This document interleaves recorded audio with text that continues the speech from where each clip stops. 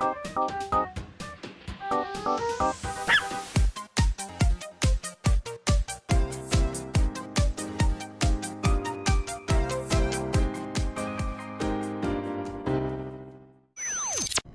everyone, welcome back to another episode of Astropill, and it is my birthday today! Yay! Isn't this just the most festive atmosphere ever? Doesn't it just get you in the mood to party, get up and dance? Was that you say? This is terribly inappropriate after we just witnessed a terribly tragic scene about abuse. I'm sorry. Let's just put this all on hold for a sec. So no particular plans for today, but I threw together a little gathering for over the weekend that I'm really looking forward to, and I hear something secret is planned for me on Friday. Wonder what that is. And we'll also be at a small con, Ronin Expo in Little Tokyo this weekend, so if you're around, just stop by and say hi. Okay, let's get back into it. All right, so here we've got some creepy static on the screen, and we just learned about Reina's past. Somehow we were able to experience seeing it. Maybe it's through the mask. Just by holding up a photo of her, we were able to see a memory of her past. And now this TV is mysteriously turning on. It wants us to take a look. Let's go. Oh, she looks so happy. I'm sure she wasn't actually this happy because it was just, whoa!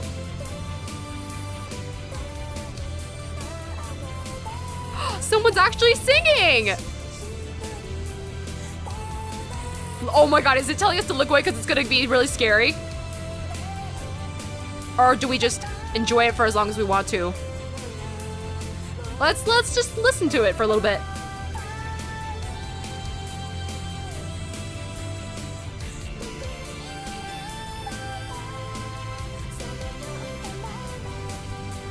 She has to sing really high for that.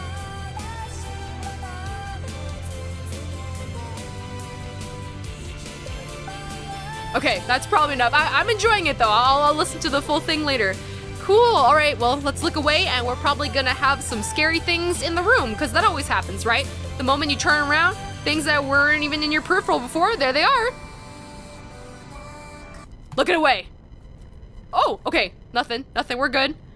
Okay, so it's just to see her perform. She looked great, she sounded great. There were terrible things happening to her behind the scenes, but maybe it's like her spirit trapped in here, and that's why things were like rattling and it was scary.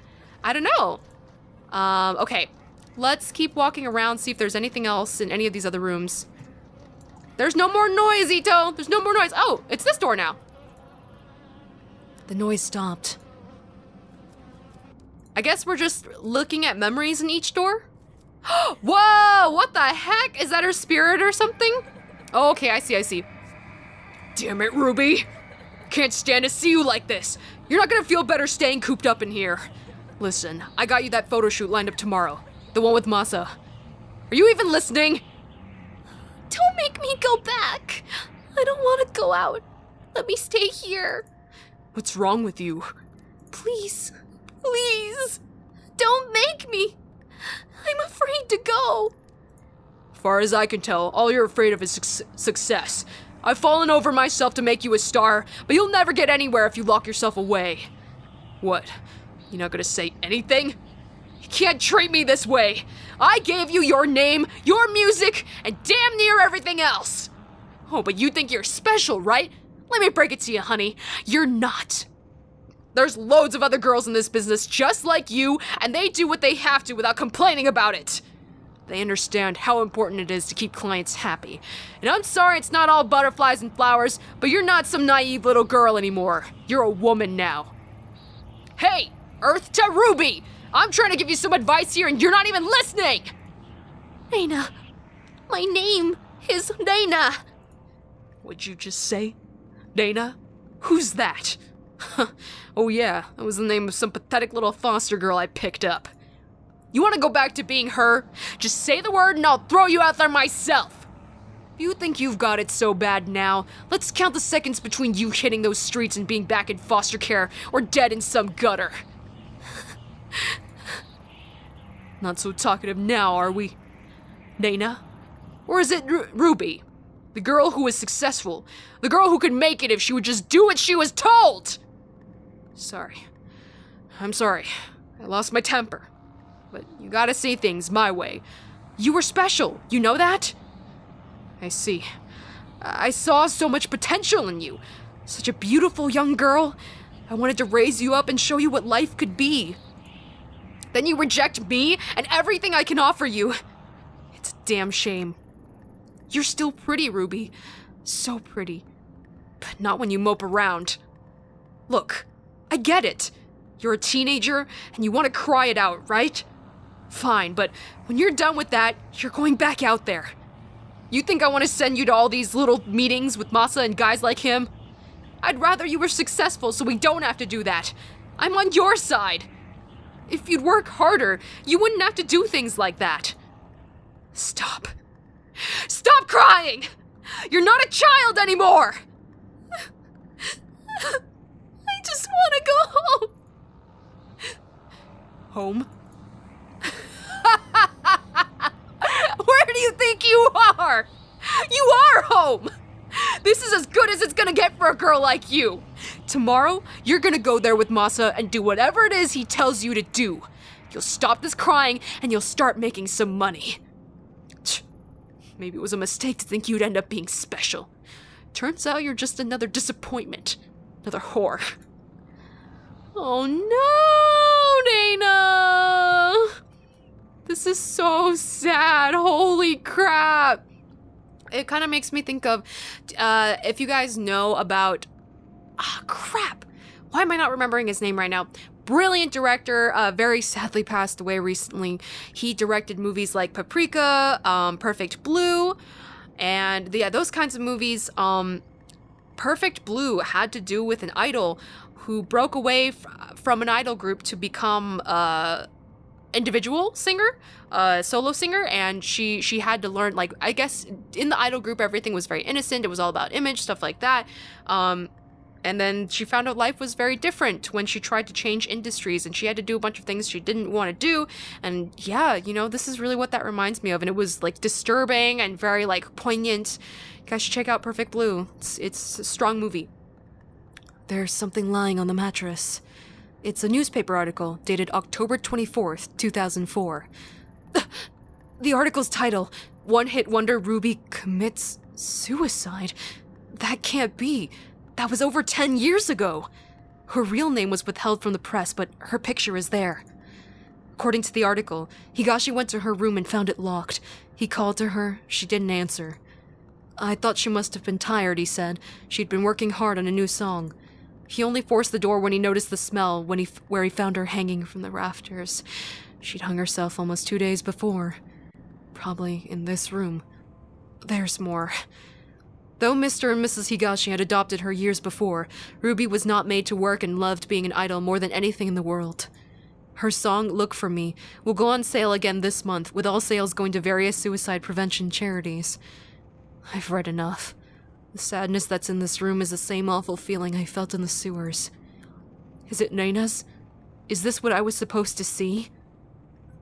Oh, this is so sad. And this is such a terrible living conditions.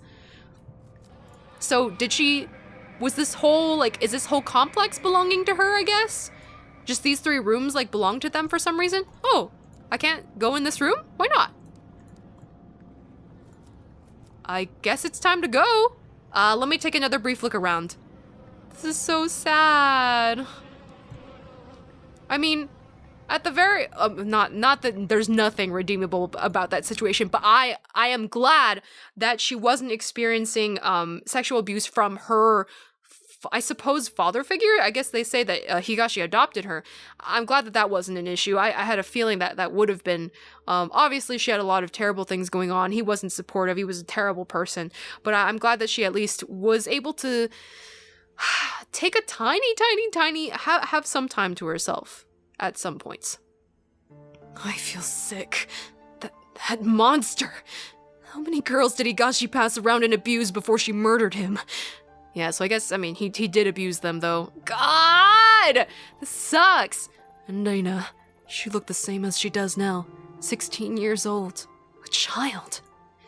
Higashi had her locked up and, yeah, so he locked her up, and she tried to take back control the only way she thought she could. What? The only way she thought she could. Only she came back. And all that pain and suffering came back with her. When I was in that room, I could feel it like it was my own. And it's not the first time I felt it. The dark was steeped in it. As soon as I realized it, it was like the air had changed. I can sense a pulse now, like a heartbeat following me, but it's not enough. The mask could help me find the door, and I can feel the dark, but the path still isn't open to me. What am I missing? My gut tells me it has to do with the crazyyy, and the only one alive who knows about it is the old Kawana woman. She has to tell me what happened. Okay, so we've gone through both paths, both learning a bit more about the mask and learning a bit more about the dark. But now, about the dark and about Reina. Oh wow! Ooh, all the other locations are cut off. But now we gotta find out about the crazyyy and link things together. I feel like we're nearing the end of the game. Man, but I guess like entering the dark is gonna be the grand finale. I thought we'd be wandering around in there by now, like in the third act or something. You! I told you to stay away from my family. Don't drag my grandchildren into this any more than you already have. Stay back! I have questions about the crazyyy, the group your daughter and son-in-law were part of. Son-in-law? Huh. Okay. You're the only one alive who'd remember. Crazyyy. I don't know anything about it. Leave me. Grandma, enough! Listen to yourself. Do you even realize you're lying anymore? Takashi told us everything. And you, Ito, just because this investigation's important to you doesn't give you the right to barge in here. Your grandma and I need to talk. If it upsets you, maybe you should go. No, I'm not going anywhere. This is the house I grew up in. It's as much mine as it is Grandma's. If you have something to say, you can say it in front of me.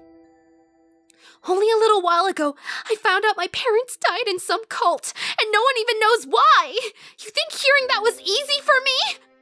I want to help you, Ito, but with all the deceit and lies are starting to hurt people. What I'm chasing is so much worse. Tell that to the poor man in the station. He's in the hospital now, terrified out of his wits. Yeah, okay, I'm glad that someone was concerned for him because we just kind of left him there. People aren't only here to be used for information and then thrown away while you move on. They have lives too. Wow, this is actually kind of nice that they talk about that because it feels like they're transcending what games are. You know, like I was thinking about that too with like when Ito was like, "Oh, I hope that by talking to Goto, it'll keep him away from Akihabara long enough for me to get the information I want." Rather than trying to think about a more permanent solution, she's just trying to, you know, get information. So it seems a bit like it's not so nice, you know? So thank you, Mai, for saying that. And bringing up the past can hurt. Surely you, of all people, understand that. I do. But ignoring the past won't make it go away, and there's unfinished business from the crazyyy that needs to be taken care of. But what's left to talk about? Everyone's dead, right? Mai, I promise to talk to you about all this later. For now, let me and the detective talk. Go on. You were cooking us dinner, weren't you? All right. We'll talk about it later, but I'll be in the other room if you need me. So, you've found me out. Now that Mai knows, I suppose there's no point in keeping it a secret any longer. The truth is, my daughter never would have joined the crazyyy if it weren't for me. I convinced her and her husband to join. I was already a member. At the time I joined, my husband had left me and I'd lost my job, suddenly leaving me a single, unemployed mother who could barely support her daughter. That's when Tokimasa found me and told me that the society that stigmatized and shunned me was fiction, a great machine to be fought, and that my very soul was at stake. Of course, he used me as he did everyone else. I desperately wanted to hear that my struggles weren't my fault. They stole everything from me. My youth, my mind, then my child. And then one day in 1996, they all died. The cause of death was buried and no autopsies were performed, or if they were hidden. Why? That's simple. The government didn't care about some dead cultists in the woods and covered it up so the papers wouldn't sensationalize their deaths. That's it? After everything I found, you expect me to believe that? 12 people died that day, and no one knows why. What happened? Tell me the truth. You want to know what happened so badly? Fine, I'll tell you. They died for nothing, following in the footsteps of a madman who believed that life was an illusion. As words of other compounds and other groups being raided spread, Tokimasa began warning us that the end was near. He believed the world was collapsing and it was time for him and his followers to abandon the flesh and find purity among the gods. My Emiko, she didn't die from some conspiracy. She chose death because she no longer had an anchor to reality. And it was my fault. Beyond that, I don't know what happened to them. No, you do know something. In the report, it says after the officers cleared the bodies, they found the mask. The same one you handed to me 6 months ago. That's... Tokimasa would always keep it to himself, saying it granted him sight into the realm of the kami. I needed it. You don't understand it. It allowed us to see strange things and people who are gone. The guru was a fool, a fake, but the mask was real. There was a rumor that the cult members were killed by one of their own. Surely you didn't. No, you don't understand! I would never kill my own child. I didn't take the mask. It was given to me. One day, a man, some journalist or other, showed up at my door carrying the mask. I couldn't believe it. I begged him for it, and he stood there, smiling at me. His eyes were like none I had ever seen. It was strange. All he wanted in exchange for the mask was a picture of Emiko, the collector. When I joined the cult, I was forced to give up my possessions and only had one left, but I gave it to him nevertheless. I thought if I had the mask that I could find her, that maybe she would forgive me. As soon as I had it in my hands, my mind opened. I could hear her voice. So you went into the sewers chasing after her, thinking you could save her. Takashi told you that as well, did he? Yes, it's true. Emiko was crying out to me, begging me to find her and free her from a dark place. I would have given anything to hold her in my arms again and plead her forgiveness. I don't care if you don't believe me. Just like Tanaka was calling out to me. I do believe you. We're probably some of the few people left alive who know what this mask is capable of. If you really thought it'd help you find her, then why'd you give it to me? Because I was wrong. At first I only followed whispers. Then I found myself in a strange labyrinth, chasing after her shade. The days bled together. I lost track of my grandchildren, of the shrine. Oh, damn it! Dang it, I was being used again, just as Tokimasa had used me so many years before. I tried getting rid of it, throwing it away, burning it. None of it mattered. It always came back. And when I did, the visions and whispers only got worse. So I put it out of my mind and tried as best I could to live a life of solitude and ignore the screams of my daughter. Then you came. And when you did, the mask was screaming out in voices I'd never heard before. I thought it was a sign, so I gave it to you. I didn't even have time to breathe out a sigh of relief, before I heard a gunshot ring out. No one else ran to it. I think I was the only one who knew that sound for what it was. I thought the mask was punishing me once again by taking my away from me. Instead, it had passed tragedy to another. I'm sorry. Perhaps the knowledge of the mask should die with us. There is one other person who knows about the mask, a girl named Reina. Does that name mean anything to you? No, I don't know anybody by that name. Do you expect me to know everyone who's been touched by the mask? No, but you were involved with a group that worshipped it. Are you sure you're telling me everything? Yes. What good will accusing an old woman do? Unless you're chasing someone too. That must be it. Mai told me you lost someone, your partner in the police. Is that right? If I'm right, then I suggest you stop your search. The place I was shown by the mask was not meant for the living. I barely escaped with my life. Stop while your mind and body remain intact. What if I told you there was another option? What other option? In the months since I first met you, I've had time to examine the ancient texts in this shrine, and as the mask grew further away, it loosened its grip on my mind. I knew then it would someday make its way back to me, and so I became determined to find a way to protect myself and my grandchildren from its influence. The darkness of the common Kai and its ritual object are but manipulations used to sever our connection with what is truly divine. The mask breeds darkness. Dark forces can invade all manner of living and non-living things, driving them to violence or death. That which is evil cannot be used or tolerated. It must be destroyed. It is the only way to save us from its grip. Destroy the mask? I thought you just said it couldn't be done. Not physically. Grandma, is everything all right? I overheard you talking about that mask again. Yes, dear, but you needn't worry. In fact, it's good you're here as this talk involves you. My, you've trained in exorcism and purification rituals for quite some time, haven't you? Such a ritual could purify the mask and turn it into a mere piece of wood, given we gather the right materials, of course. I can tell from the look in your eyes that you think me to be senile, but I'm quite serious. Even modern rituals have ancient roots, and with enough conviction they are still capable of great power. Before, I was content to die, as long as the mask didn't hurt my children, as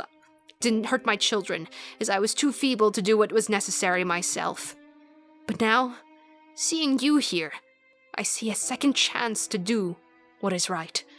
All right, let's try and cleanse this mask. In the next episode, we're taking our final step. We're looking over our options, getting shown that there is another way. There's a better way to handle this. We gotta lose our grip. We gotta have the mask lose its grip on us. Have its influence be destroyed.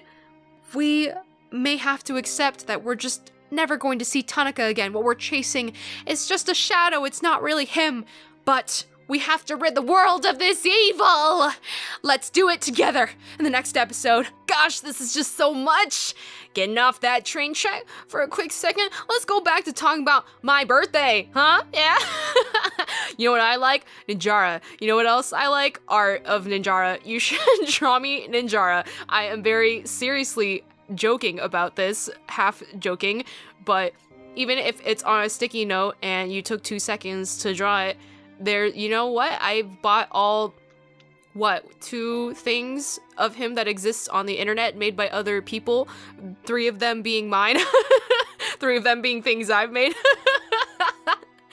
But anyways, I'm gonna go enjoy the rest of my day. Hope you do too. I'll see you next time. This is Axis, over and out.